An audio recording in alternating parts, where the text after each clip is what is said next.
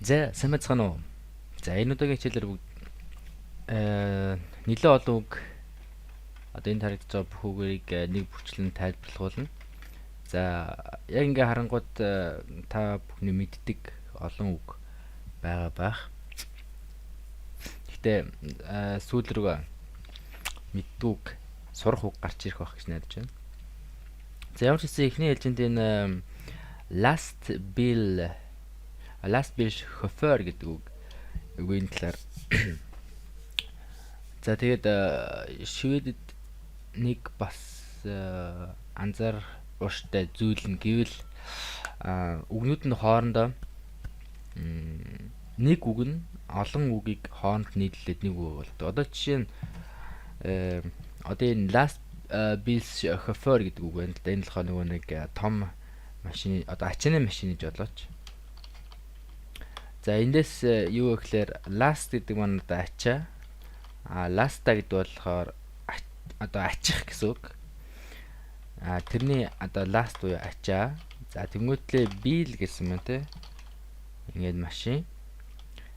За тэнгуүт ингээд энэ хоёрыг нийлэнгүүт last bill буюу ачааны машин. За last bill ачааны машины chauffeur буюу жолооч. За энэ болохоор ачааны машины жолооч гэсэн үг байна. За энэ болохоор 3 үгнээс бүрдээд нэг үг болсон юм үг байна. За тэгвэл дараагийн үгийг харъя. Brave Loda гинэ. Brave Loda. За эндээс brave гэж юу гэсэн үг вэ гэхээр brave гэдэг нь захиа гэсэн үг. Захиа. Харин Loda гэж юу гэсэн үг вэ гэхээр энэ болохоор хайрцаг гэсэн үг. Хайрцаг. Одоо шууд ингээ хайрцаг гэж манайх ярьдаг те. За тэгвэл дараагийн ангон ring clock гинэ. Ring clock. Ring clock гэдэг маань болохоор хонх байгаа. Тэгээ айлын хаалганы ажил гэдэг чинь те хонх. Тэрийг ring clock гэж байгаа. R-E-N-G ring K-L-O минутаар гарах нүгүй юу.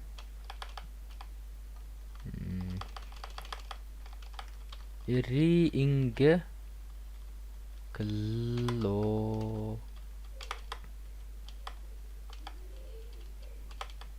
clock. Ring clock гэсэн үг байна. За дараагийнх нь trappa. Trappa гэдэг үг байна. За энэ болохоор шат гэсэн үг. Шат. За дараагийнх нь veg гэсэн үг байна. V-A-G. Veg. За энэ veg гэдэг үг маань болохоор хан гэсэн үг. Хан. Бас нэг үг байдаг. Ийм үг байдаг. Энэ нь болохоор veg биш. Veg одоо ууртай гэх юм уу? Veg гэсэн үг байгаа. Veg. За энэ veg гэдэг маань юу гэсэн үг вэ гэхлээр зам гэсэн үг. Зам. Нэг нь veg хоёр урт гээтэй. Тэр нь болохоор хан. Дараагийнх нь veg урт тэгээд тэр нь болохоор зам гэсэн үг. За дараагийн үг нь enhal гинэ. Enhal.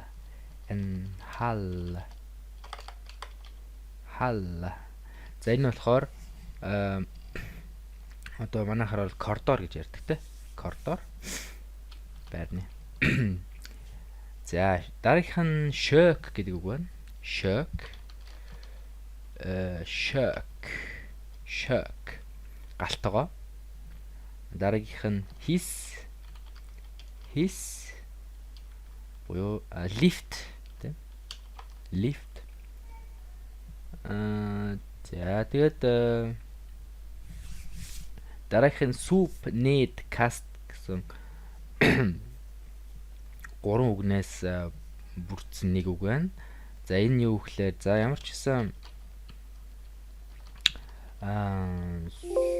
Суп гэж үг байгаа. Суп буюу хог. Нээд буюу за нээд гэхийг доошоо гэж орчуулж болно. Каст буюу шидэх, хаях гэсэн утгатай үг. За тэгэхээр энэ яг юу болдгоо гэхээр бид нэг одоо орон сууцтай амьдардаг хүмүүстэй нэг байдагтай нэг хаалганых нь хажууд одоо гадна талттай хаалганы хажууд нэг хог хаяа тэгээ тэр ингээд доошоо явчихдаг. Тэрийг хэлдэг байлээ. Soup need cast гэж. За дараагийнх нь болохоор sov room гинэ. Sov room. Унтлагын өрөө. Sov room. За дараагийнх нь bod room гинэ. Bod room. Энэ болохоор угаалгын өрөө 0 тэ. За дараагийнх нь war dogs room гинэ. War dogs room. Буюу зочны өрөө. За эт room гэж юу вэ те? Эт room гэдэг болохоор өрөө гэсэн үг. Өрөө. Эт hus fashion те. En lägenhet.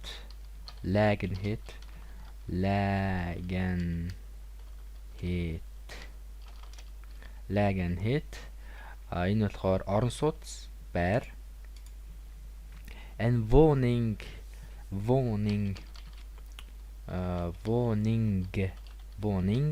За энэ юу гэсэн үг гэхээр давхар гэсэн үг. Тэр тусмаа орон сууцнд амьдардаг хүмүүс те дээшээ лифтээр явдаг те. Тэгвэл лифтний юу гэж хэлдэг гэхээр woning за жишээ нь 3 те 3 давхар гэж хэлдэг. За дараагийн үг балкон гэдэг үг байна. Балкон. Манай балкон гэх юм уу те манайхан. За шелларэ эсвэл феррууд гэдэг үг байна. Шелларэ эсвэл феррууд гэдэг үг байна. За энэ болохоор агуулгах. За агуулгах гэхэд бас юу гэсэн үг юм одоо жишээ нь пинцэ гэж ярьдаг л. Ямар ч гэсэн харанхуй өрөө дотор нь илүү дутуу юм хадгалцдаг те. Орон сууцнд бас байдаг. Lägenhet förråd гэдэг. За дараагийнх нь dörr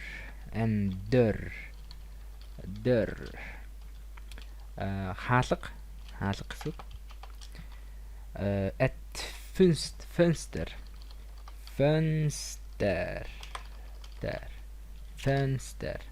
цонх. Garage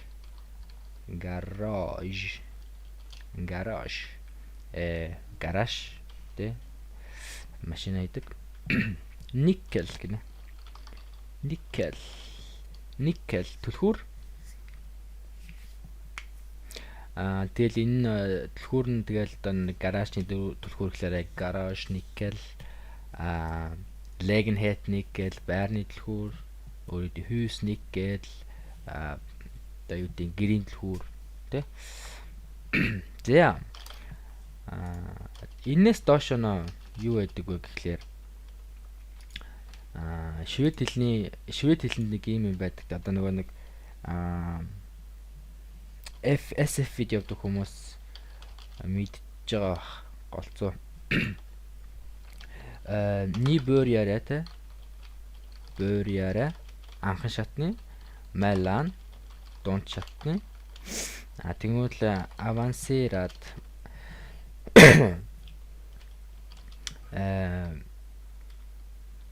niveau mellan niveau avancerad niveau. За энэ гурван төрлөөдөг. анхан шатны, дунд шатны тэгээд одоо юу гэдэг эцсийн шатны гэдэг юм уу, хамгийн хүнд шатны гэдэг юм уу. За энэ гурав дээр одоо энэ доор байгаа энэ үгнүүд болохоор авансирад niveau дээр багтдаг үгнүүд. За авансирад дээр нь багтдаг үгнүүд нь болохоор ойролцоо утгатай үг маш их байдаг. За тэрийг бол дараа өөр хичээл дээр үтсэн дээр байгаа. За энэ эхний үг болохоор unleading гинэ. Unleading. За бajчих би. Unleading гэдэг үг байна. За энэ болохоор шалтгаан гэсэн үг. Шалтгаан. Энийг жишээ нь сургууль дээр болохоор Vilken anledning гэдэг ямар шалтгаанаар те юу гэдэг хоцорсон байж гэдэг юм уу те ямар шалтгаанаар энд байгаа ч гэдэг юм уу тиймэрхүү өгүүлбэрт хэрэглэж болно. Anmäla. За anmäla гэдэг үг маань болохоор юу гэсэн үг? Тайлан гэх юм уу? Тайлан гэж яг би ясаа мэдэхгүй байна. Яг тэгвэл anmäla гэдэг үг нь болохоор жишээ нь ямар нэгэн одоо хин нэгэн хүний одоо юмыг хулгайлаад ч юм уу те ингээд цухтаацсан байхад би тэр харсан бүхнээ одоо цагдаад мэддэх те тэрийг anmäla гэж хэлдэг. Цагдаад мэддэх одоо тайлагнах гэх юм уу? Тэрийг anmäla гэж хэлдэг. Avstånd гэдэг үг байна. Avstånd. Энэ болохоор юу гэсэн үг? Зай. Зай гэдэг нь болохоор нэг юмнаас нөгөө рүү хүрэх. Одоо жишээ нь юу гэдэг хотоос хотын хоорондох зайд гэдэг юм уу те? Тэрийг хэлнэ. Хоёр юмны хоорондох зайг хэлдэг. Bestella. За bestella гэдэг маань болохоор захиалах гэсэн үг. Захиалах. За интернетээр юм захиалах гэх мэт. Эсвэл нэг цайны газар ороод юм захиалах ч гэдэм үү те. Эсвэл ресторанд ороод юм захиалах гэдэм үү.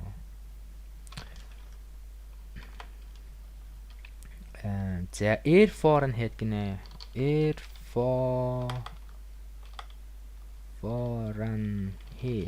гэдэг үг байна. Erfarenhet. За энэ болохоор туршлага гэсэн үг. Дадлагжаад тэгээд туршлага суухад энэ болохоор юун дээр хэрэгэлдэг вэ гэхлээр жишээ нь Arbeitsvermittlung гэдэг юу гэдэг чинь хөдөлмөр эрхлэлтийн газрын сайт байдаг те тэндээс нөгөө бүртгүүлээд ажил хайдаг. Тэнгүүд тэн дээр ажлын зарууд дээр нь erfarenhet буюу хэр олон жилийн туршлагатай вэ гэдэг одоо энэ ажилд орохын тулд тэдэн жилийн туршлагатай байх ёстой гэсэн байдаг. Тэрэн дээр нь болохоор erfarenhet гэж бичсэн байдаг. За дараагийнх нь болохоор Hansen гинэ. За Hansen гэдэг юм болохоор бусдаа хүндлэл үзүүлэх гэх юм уу. Ямар ч гэсэн бусдаа юм эерэг байх. Хүндлэл үзүүлэх гэдэг маань respect гэсэн үг тийм. Тэрнтэй ойр тогтдог. Hansen. За дараагийнх нь misstänka гэдэг үг байна. Андуурах гэсэн үг. Андуурах. Misstänka. Андуурах. За дараагийнх нь болохоор ansvar гэдэг үг байна. Ansvar гэдэг үг маань хариуцлага гэсэн үг.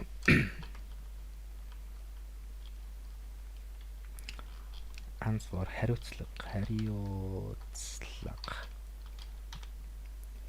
За дараагийн үг маань болохоор anstella гэдэг үг байна.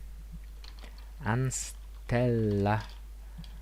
За энэ болохоор ажилд орох, ажилд авах гэсэн үг.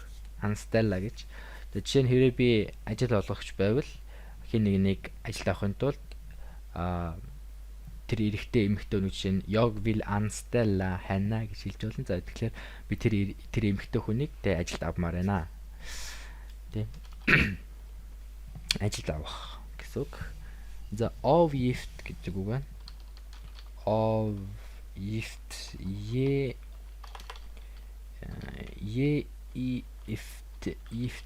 avgift төлбөр гэсэн үг. Ямар нэгэн юмны avgift.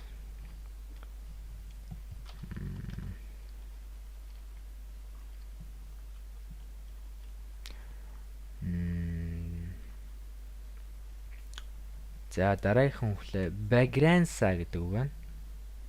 Begrensa хязгаарлах. Begrensa. Тэгээд grensa. Begrensa. Begrensa гэдэг үг нь энэ л хязгаарлах гэсэн үг. Жишээ нь за эцэг хүүхдүүд бол хүүхдийн нэг удаан хугацаа компьютер дээр суухгүй байхыг нь хязгаарладаг те. Одоо тэдээс тэдэн цагийн хооронд суун гэсэн тийм begrense буюу хязгаар тавьдаг те. Behålla гэдэг үг байна. Behålla гэдэг маань болохоор өөртөө үлдээх гэх юм уу? Авч үлдэх гэх юм уу? За жишээ нь би одоо хин нэгэнд өөрийнхөө ямар нэгэн зүйлийг өгөх гэж байгаад болоод би энийг ерөөсөө өөртөө хадгалж үлдлээ. Эсвэл өөртөө үлдээлээ. Гэдэг утгыг ангуулдаг үг. За дараагийнхан үг маань envis гэдэг үг байна. Envis. За envis гэдэг маань болохоор зөрүүд гэсэн үг байна. Зөрүүд тий. Тэгсэн чинь ингээд интернетээр ингээд судлаад үзсэн чинь монголчууд нөгөө нэг юм илжиг шиг зөрүүд гэж ярьдаг те. Тэрэн шиг шивэлд бас байдаг юм байлээ. Envis som en åsna гэж. За åsna гэдэг маань болохоор илжиг гэсэн үг. Åsna илжиг. Тэгсэн чи envis som en åsna буюу илжиг шиг зөрүүд гэж хэлдэг юм байлээ. За дараагийнхан үг нь болохоор förvandla гэдэг үг байна. Förvandla өөрчлөгдөх, хувирагдах гэсэн үг. За энд дээр нэг жишээ гэх юм бол одоо нэг мэлхий нэг юу гэдэг та нэг хаан за хаанхүүн мэлхий болсон байдаг л үү. Тэгээд нөгөө нэг гүнж тэ нэг үнсгэд мэлхийн хаанхүүч болтдог л үү. Тэр өөрчлөлтийг хэлж байгаа. Өөрчлөлт одоо хувирах гэсэн үг.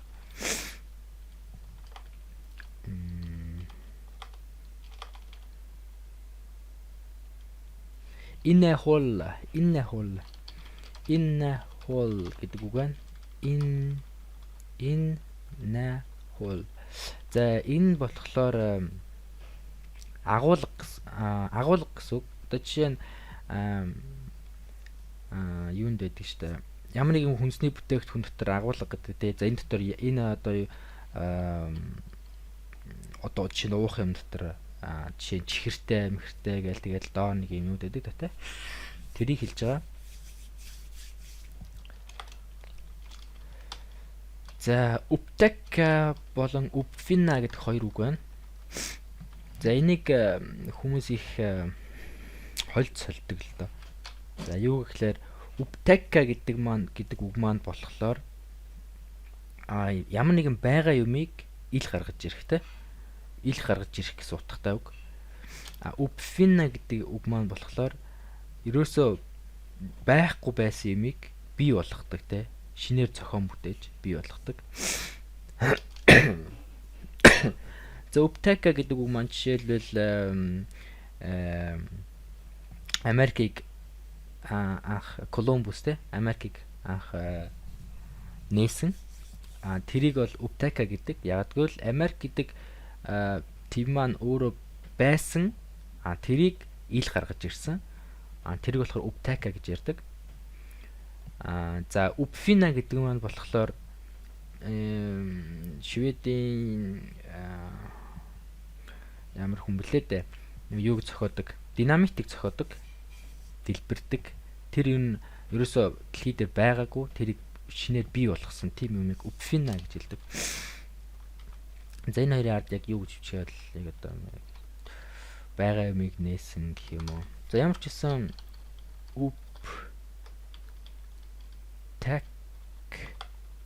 Uptaka гэж хэлдэг. Энэ болохоор Upfina. За дараагийн үг маань болохоор Företag гэдэг үг байна. Företag. За аж ахуй эсвэл компани. Företag. Аж ахуй компани. За дараагийн үг маань болохоор Uprepa гэдэг үг байна. Uprepa гэдэг маань болохоор давтах гэсэн үг. За Uprepa давтах. Жишээ нь нэг хэлсэн үгээ дахиж хэлэхтэй суудахдаг.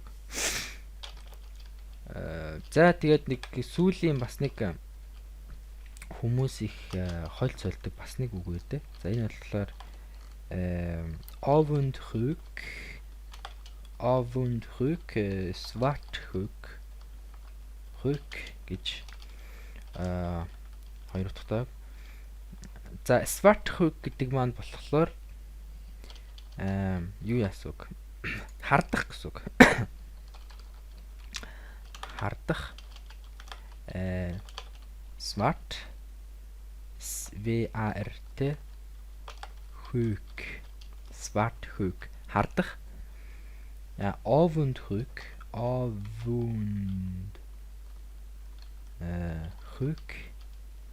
гэдэг маань болохоор атаархах тий. Атаархах гэсэн үг. Атаархах гэдэг маань болохоор жишээ нь хин нэгэнд надаас илүү гоё юм байх тий. Тэгэнгүүт би яагаад ийм надад байж болдгүй юм бол гэдээ атаархах тий. За нэг ийм утгатай үгнүүд энэ удаагийн хичээлээр үзлээ. За тэгээд та бүхэн маань сайн ойлгохгүй байвал сэтгэлдээ үлдээж болно. За энэ үгийг сайн ойлгохгүй байх юм бол дараагийн удаагийн хичээл дээр дахиад арай өөр юугаар жишээнүүд авч үзчих бас болох юм. За тэгээд энэ удаагийн хичээл энэгээр дуслаа. За тэгээд дараагийн удаагийн хичээл хүртлээ. Түр баяр та.